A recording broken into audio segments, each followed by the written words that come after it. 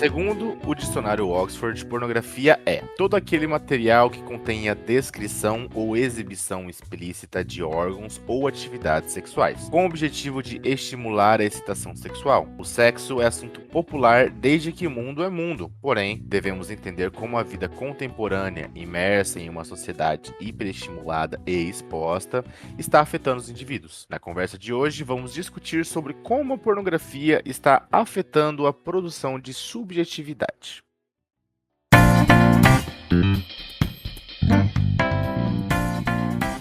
Bom dia, boa tarde, boa noite. Não sei de onde você nos escuta, mas eu sou a Nath.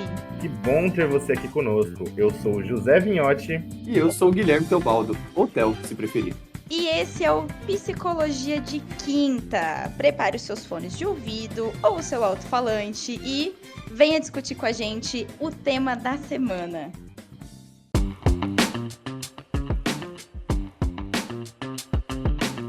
E para a gente começar essa discussão, né, é muito importante a gente fazer uma retomada histórica, né, e trazer muito para a realidade do Brasil, que nada adianta também a gente falar sobre diversos temas se a gente não contextualizá-los com a realidade brasileira, que é daqui do país onde nós falamos, né? E talvez antes de pensar um pouco só a realidade do Brasil, lembrar que a sexualidade explícita ou a nudez, ela nem sempre teve essa conotação, como traz a definição da palavra pornografia, de excitação sexual. Se a gente pega até mesmo, por exemplo, aquela estatueta de Vênus, né, que foi um achado histórico, um dos mais antigos, né, dessa representação do corpo feminino, por exemplo, ela traz mais uma conotação espiritualizada sobre a nudez do que o propósito ali de excitação sexual. E a mesma coisa vale até para outras estátuas, pinturas, feitas em outros momentos da história. Apesar da gente considerar que existiam sim culturas que tinham uma sexualidade um pouco mais elaborada e não tão limitada, como é a questão dos gregos, dos romanos, a excitação sexual por meio do audiovisual, como a gente entende a pornografia hoje, não tinha a mesma significação. Acho que algo que é muito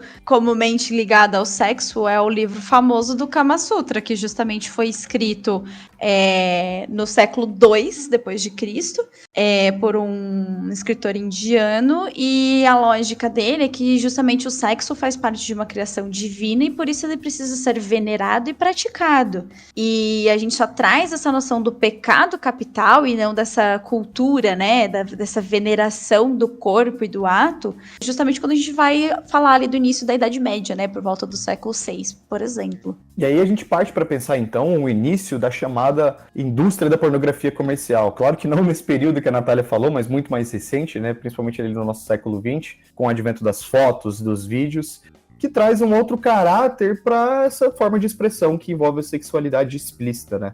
Pelo menos quando a gente pensa num início de pornografia, quando eu falo início, a gente pode colocar aí talvez os primeiros 50, 60 anos, ou até mais, né? Porque não se tem um registro tão específico de quando ela começa ou não. A ideia de que as obras, na verdade, se tratavam de roteiros, filmes, por assim dizer, em que sim, havia ali a sexualidade explícita, mas de que o foco também não era só a excitação sexual, se contavam ali narrativas, se contavam histórias. E, inclusive, a gente tem até um evento tipicamente brasileiro e cultural brasileiro, que são as pornochanchadas, né? Que foi um gênero que algumas pessoas aí até devem ter se deparado com algum meme sobre, alguma cena de corte ou coisa do gênero, mas que justamente representava uma sátira da indústria do filme na década de 70, que misturava então a pornografia e chanchada, que na verdade nada mais é do que uma forma de tirar sarro, né? Fazer uma sátira dessa indústria de forma geral e também, claro, conter ali a sua dose pornográfica, a sua dose de falos, genitálias, entre outras coisas. Fazendo um recorte dentro dessa indústria do pornô chanchada, né? Tem um documentário chamado Histórias que Nosso Cinema Não Contava, né? E ele basicamente é um compilado de recortes de diversas cenas do pornô chanchada e que eles fazem uma releitura histórica, de certa forma, né, sobre o período da ditadura militar no Brasil, que é retratado por meio dessas imagens, sons e vídeos do pornô chanchada, né? Que foi o gênero mais visto e mais produzido no país durante a década de 70. Então, a violência do Estado, a luta armada e a modernização brasileira são exemplos de situações históricas que podem ser vistas nessas obras, né? Então, nessa época, a pornografia, ela era vista também como uma expressão artística, o que contrapõe em muito hoje a situação que nos encontramos, né? E vale lembrar que nesse período a pornochanchada foi tão importante que a sexta maior bilheteria do cinema brasileiro hoje é considerada uma pornochanchada, que é com o sexy symbol brasileiro, dos mais antigos no caso, né, que é com a Sônia Braga, o filme que se chama A Dama do Lotação, né, com mais de 6,5 milhões de ingressos vendidos no período. E até muda um pouco também essa ideia de como a pornografia é consumida hoje, né? Naquela época, os filmes eróticos e essa representação mais erótica mesmo, ela era assistida no próprio cinema, e não em casa, ou no computador, e coisas do gênero. Tem até uma outra curiosidade, só pra gente complementar a ideia da pornochanchada, que é um filme famoso chamado Um Pistoleiro Chamado Papaco, que esse sim virou meme em vários locais, pelo trecho, né, de áudio, você pode até pesquisar aí depois e ver um pouquinho mais, mas ele é só uma representação de como foi essa realidade do cinema marginal, o cinema marginalizado, porque a pornografia ela passa a se tornar não o AAA da indústria hollywoodiana, e também no caso aqui do Brasil, mas sim esse cinema mais underground, essa coisa produzida mais aos improvisos, né, que não vai envolver justamente nem esses grandes cachês, essas grandes visualizações, mas que representava a mobilização de uma categoria ali dentro do cinema. E é interessante pensar que nada desse movimento é originário de um único lugar, né? Porque se a gente for pensar historicamente, a pornochanchada ela estoura na década de 60 e década de 70. E é justamente quando a gente começa a ter a importação de alguns movimentos norte-americanos, porque quando a gente olha para os Estados Unidos, na década de 30 e de 40, 1930 e 1940, né? É quando começa a se ter as primeiras leis de censura contra a nudez e contra essa questão do sexo explícito, né? E justamente na década de 60 e 70 é quando a gente tem o nascimento do movimento hippie. E vem toda essa lógica do anticoncepcional, da liberdade sexual, toda essa pauta volta a ser discutida e justamente é incentivada, porque pensa, estávamos num auge de importar essa cultura americana, né, norte-americana, no caso da guitarra, dos fenômenos e etc. E justamente surfamos nessa mesma onda dos Estados Unidos, nesse sentido da produção das pornochanchadas também, né, que é esse culto de novo da sexualidade que ficou reprimido. E justamente que nem você comentou, por um período também de muita repressão, né? O curioso, eu acho que do final desse momento cinematográfico, é que na medida em que o gênero da pornochanchada foi se esgotando, digamos assim, passa a surgir então o que na época era chamado de pornografia hardcore, né? Que é a ideia de que todas as cenas, ou muitas das cenas ali de um filme pornô, vão ser destinadas a cenas de sexo explícito, com detalhamento específico de genitálias, injeções de sexo vaginal, oral, anal, ejaculações, entre outras coisas. E que hoje a gente chama só de pornografia, e não de pornografia hardcore. Ou seja, ela passou a se naturalizar de forma tão expressiva que nós não temos nem mais esse adjetivo de que é algo mais extremo, e sim se tornou o novo comum. Sendo a pornografia hardcore hoje uma camada bem mais densa dessa sexualidade explícita que a gente vai abordar um pouquinho mais hoje também. E que não se lembra também da época das locadoras, né? Que tinha uma seção específica para os filmes pornográficos, onde as pessoas podiam ir ali e assistir os filmes, né? Tinha aquela fitinha para entrar, né? Tinha um mistério todo na locadora. Exatamente. Nessa época eu era criança, então nunca visitei um espaço desse, mas era sempre algo meio místico ali dentro da locadora e que gerava um pouco de receio, um pouco de medo até em mim nessa época. O que a gente observa, né? É importante a gente deixar bem claro aqui que a sexualidade e o sexo, eles sempre existiram desde que mundo é mundo. Mas, através da pornografia, foi possível que as pessoas pudessem explorar essa sexualidade de uma forma privada e sem muitas barreiras também, né? E com essa modernização da forma de consumo, das mídias digitais, da internet e tudo mais, tudo isso se acentuou, né? Então a pessoa ela consegue hoje consumir pornografia independente do lugar que ela esteja ou da situação social que ela esteja encarando, né? O que começa a trazer uns desdobramentos bem negativos na realidade, né? Se a gente for falar de produção de subjetividade, de sexualidade e outras temáticas tão profundas, né? Que nem, por exemplo, um dado muito interessante é que o Brasil é um dos países do mundo que mais consome pornografia trans. A pornografia trans aumentou 75% nas pesquisas gerais dos sites pornográficos no Brasil nos últimos anos. E ainda assim é o país que mais mata trans no mundo, né? Então a gente pode fazer um paralelo entre essa sexualidade, de certa forma, reprimida, em que eu tenho a liberdade de consumir isso na privacidade do meu lar ou das minhas atividades, mas eu reprimo isso porque eu acho isso errado e entra dentro de um campo do preconceito e tudo mais também. Então, a gente tem que discutir, né? O que está gerando esse consumo desenfreado e esse acesso tão fácil também a essa pornografia? O que está causando nas pessoas? Tem uma pesquisadora, que é a Ana Clara Almeida, ela escreve muito pro canal do IBAC, eu sigo ela no Instagram também, e ela fala muito sobre empoderamento feminino, sobre essa questão da sexualidade, né? E que nem isso que você trouxe, Zé, ela comenta também falando que o fácil acesso a conteúdo, né, que a gente tem hoje literalmente na palma da mão, que nem você relatou, né? Antigamente, ou era via revista que se comprava na banca de jornal, né? A famosa Playboy, entre outras revistas que existiam na época. Ou era via as VHS ou os próprios DVDs, né? Com o advento da internet, a gente tem isso em larga escala, uma produção em larga escala e com fácil acesso e com baixo custo. O que faz a gente olhar o comportamento compulsivo, querendo ou não. Da mesma forma como nós temos o advento de comportamentos compulsivos por compra, com acesso mais fácil à internet, nós também temos o acesso compulsivo a conteúdos pornográficos. E aí a gente entra no grande problema, querendo ou não, que é essa questão comportamental, né? E aí aqui eu vou trazer uns termos um pouco técnicos, mas que eu acho importante da gente trazer, que o que a gente está chamando de comportamento compulsivo? Nós estamos olhando isso por um viés moralista, porque isso é muito discutido, né? Enquadrar a sexualidade como distúrbio, como transtorno, é um viés moralista, é um viés que às vezes vai beber de uma doutrina religiosa, e na verdade não, aqui a gente precisa falar de neurociência um pouco na veia, né?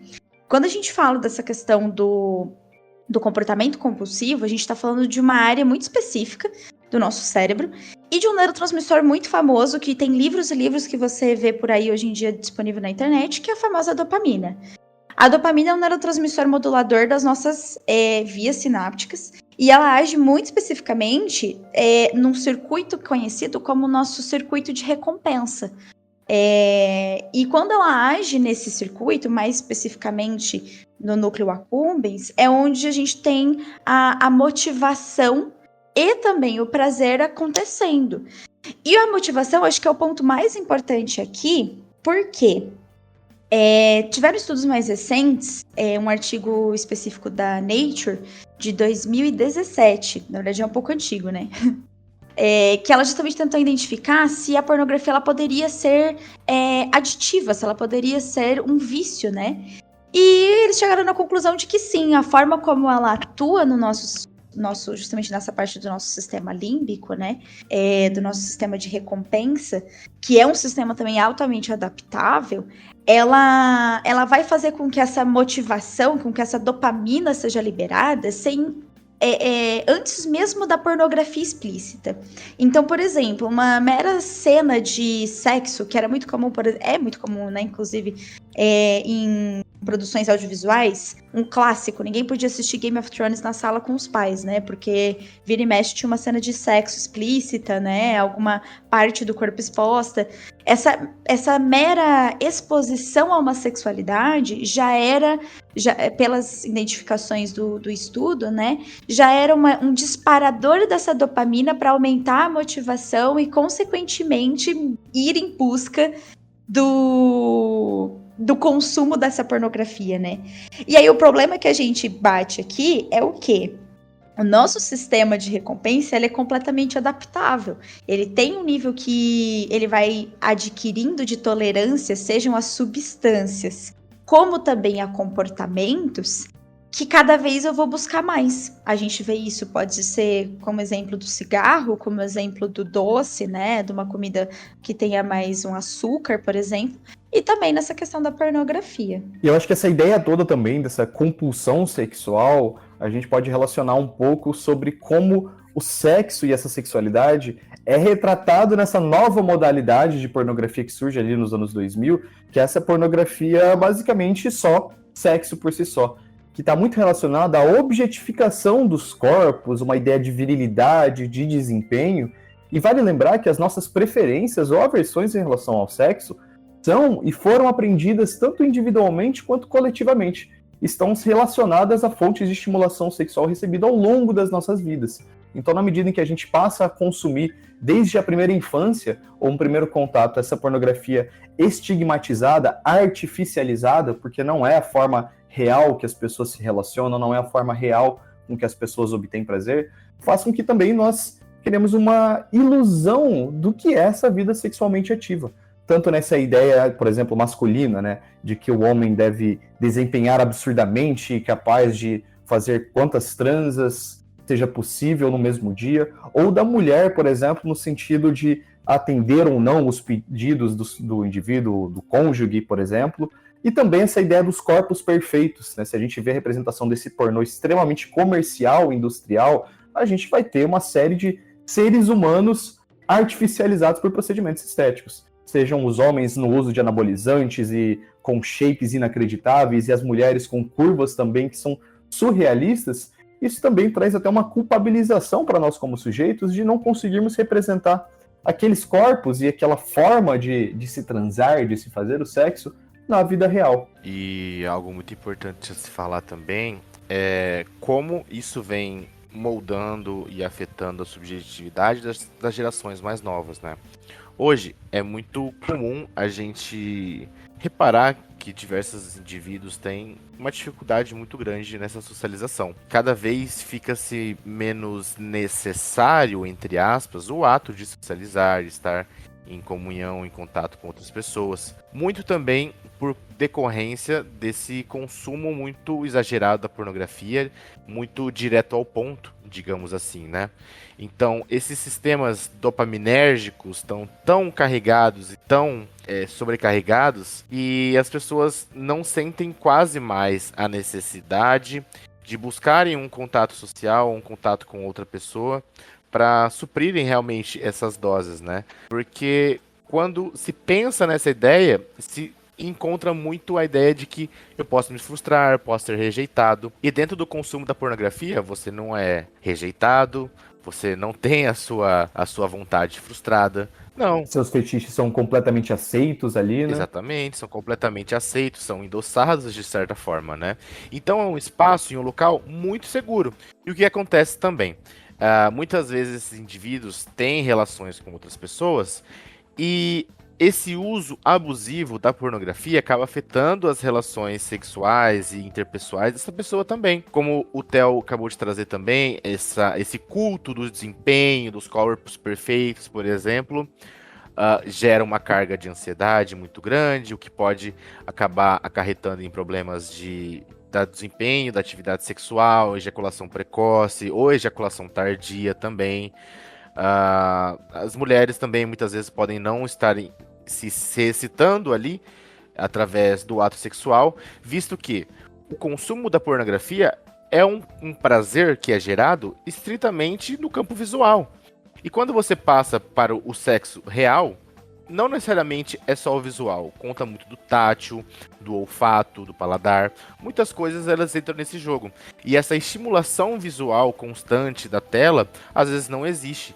E às vezes a gente já treinou tanto o nosso cérebro que consumir o sexo é dessa forma e que é uma enxurrada de dopamina, e quando a gente vai as vias de fato não funcionam desse jeito, a gente pode se sentir frustrado. Então por que eu quero isso de fato se eu vou me sentir frustrado, se aqui no conforto do meu lar, ou do meu banheiro, ou do meu quarto, eu posso ter todos esses meus anseios contemplados, né? Então é muito alarmante mesmo o que a gente repara hoje, principalmente nas gerações mais novas, né? E isso é muito refletido também em questões como os red pills que crescem hoje, né? Os conjuntos de homens que desvalorizam cada vez mais as mulheres. E aqui cabe também uma questão de gênero dentro da pornografia que afeta esse imaginário também. Então, como eu disse, desde que mundo é mundo, fala-se em sexo e muito do imaginário popular, ele é através do sexo, né? Então, essa forma explícita e direto ao ponto, o que vem gerando, né? Essa ausência de frustração, essa ausência de barreira, então essa ausência de limites, como constrói-se uma sociedade de frente com isso? Isso me traz até aquela ideia de uma frase que é comum ouvir por aí, principalmente de pessoas mais novas, que às vezes têm as primeiras experiências sexuais, que é aquela ideia de que o sexo nem é tudo isso. Mas esse tudo isso que as pessoas se referem é, na verdade, sobre essa ideia de que o pornô comercial trouxe sobre o sexo. De ser aquela coisa ultra grandiosa e permeada por muitos estímulos e que as pessoas estão ali condensadas, aglutinadas. E que, na verdade, nós criamos uma mistificação em cima dessa ideia do sexo. Claro que isso também se relaciona a outras discussões sobre a sexualidade, mas o sexo ser isso tudo ou não é também uma das consequências dessa artificialidade da sexualidade na indústria. E só ressaltando aqui, tá, pessoal, quando a gente está falando de indústria pornográfica, nós não estamos falando daquele pornô casual, daquela coisa mais caseira, que às vezes também é feita, mas sim dessa que há toda uma economia de mercado em volta, inclusive há toda uma modernização desses processos hoje por meio de plataformas autônomas, ou seja, hoje as pessoas elas não precisam mais de um produtor, de um empresário para fazer ali a sua atividade comercial, não precisam ser contratados para um filme, elas podem muito bem abrir um canal no OnlyFans, aproveitar de uma certa visibilidade e fazer a exposição dos próprios corpos ali. Ou seja, essa pornografia contemporânea, ela é, entre aspas, mais democratizada, mas também muito mais escrachada, vamos colocar assim, né? Ou seja, a produção de audiovisual da sexualidade ampliou e muito nos últimos anos com o advento dessas novas plataformas, até porque cada um consegue fazer dentro de sua própria casa um instrumento pornográfico ali para se ganhar dinheiro em cima. Em resumo, como a gente comentou ao longo desse episódio, a pornografia ela é um grande modelo de representação da sexualidade humana que surgiu há um bom tempo, né? Pensando nessa questão de audiovisual, tomou proporções e está tomando proporções cada vez maiores. E é importante reforçar aqui que, além do consumo dessa pornografia de uma maneira compulsiva, né, poder levar quadros individuais como depressão, ansiedade, essa questão das disfunções sexuais que o José comentou, a gente também precisa falar sobre como isso afeta culturalmente uma forma mais violenta de se vivenciar a vida, né? Trouxeram aqui, não lembro agora qual dos meninos que foi, se foi o José ou se foi o Theo, comentando sobre essa questão do Red Pill. Então, assim, essas formas de pornografia que começaram a surgir justamente por conta dessa adaptação. O que eu vejo já, tá tão banal, tá tão simples, nossa, é só uma cena corriqueira que eu quero algo a mais. E isso começa a tomar uma forma de agressão sexual contra mulheres, isso começa a tomar uma forma de como as relações entre homens e mulheres são vistas, né, essa questão de estereótipos machistas no sentido de a mulher mais submissa e o homem mais ativo, e que vem trazer um termo aqui que alguns podem já ter ouvido falar, isso cabe um novo episódio inteiro pra gente discutir sobre, que é a famosa cultura do estupro, né, e que é alimentada por grupos que frequentam a internet, que consomem esse tipo de modelo de pornografia, e que traz essas questões de papéis de gênero cada vez mais sedimentados e relacionados com essas práticas culturais, querendo ou não. Óbvio que a gente vê também, né, na contramão desse consumo excessivo, políticas, né, práticas sociais, que também vem nessa contramão, que é o famoso movimento do NoFap September, né, que surgiu em 2009, então, se propõe justamente evitar a prática de masturbação e consumo de pornografia durante os 30 dias do mês de setembro, né? Hoje eles têm um site, repercutiu muito, é algo que traz, inclusive o site deles é bem legal, a maior parte dos conteúdos são em inglês, obviamente, né? Mas traz o que a pornografia pode fazer, quais são os sintomas relacionados à pornografia, quais são os sintomas físicos, psicológicos, né? Como que essa adição na pornografia funciona. Então, acho que sabemos que há um problema, mas assim como já conversamos em outros episódios, não se discute sobre esse problema. A pornografia está aí desde que o mundo é mundo, com certeza. Pornografia não, né? A sexualidade está aí desde que o mundo é mundo, mas como estamos encarando essa sexualidade? É algo que realmente vem no caminho do que ela se propõe, que é a prática e o desenvolvimento do prazer humano, das relações interpessoais, ou simplesmente como mais uma forma de consumo e de validação de práticas que satisfazem de uma maneira imediata, mas a longo prazo corroem as nossas relações, né? É algo a se pensar, é algo a se discutir, como estamos fazendo aqui hoje. E eu acho que isso tudo que a gente conversou hoje traz a ideia de como essa sexualidade explícita, ela pode ter sim, às vezes, um fim ali de satisfação, um consumo ocasional, mas de como também ela pode estar sendo motivo de adoecimento psicológico de forma geral, como a gente viu sobre essa ideia da compulsão, sobre a objetificação, sobre essa culpa, talvez, que pode habitar certas pessoas quando o desempenho que é percebido no pornô não é visto na vida real, e às vezes também até de vergonha, né? Quando as pessoas passam a não apresentar esses corpos, esses falos, essas genitálias, tal qual são mostrados, né, na pornografia de modo geral. Além de que esses dados sobre pesquisas em diferentes faixas etárias demonstram pra gente como que a sociedade foi se construindo e quais as ideias dessa sociedade ao longo do tempo, como, por exemplo, o José comentou lá atrás sobre a ideia das mulheres trans que são representadas desde as pornochanchadas, mas ainda hoje é a população que mais morre em decorrência de preconceito. Precisamos ter esse olhar crítico de práticas culturais que estão se tornando banalizadas, principalmente como essa questão do consumo da pornografia, né? O que ela tem desencadeado, como que estão as relações com relação a isso, como que isso permeia essas relações, como isso propaga essa cultura e adoece, às vezes, até mesmo os próprios relacionamentos, não só o indivíduo, mas os relacionamentos e a cultura. E aí, como é que você vivencia sua sexualidade e sua libido? Será que você faz isso de forma saudável? Fica a dúvida. Muita opinião, muita pornografia, muito pouco tesão, muita cerimônia, muito pouca educação, mas tem muito carro e muito pouco chão, tem muito dente, muito pouco pão, tem muito papo e muito pouca ação, muito pouca gente, muita multidão. E depois Todas as fontes utilizadas para a produção desse episódio estão disponíveis no link da descrição. O Psicologia de Quinta é uma produção do Espaço Kinesis Psicologia. Novos episódios todas as quintas. Entre em movimento com a gente!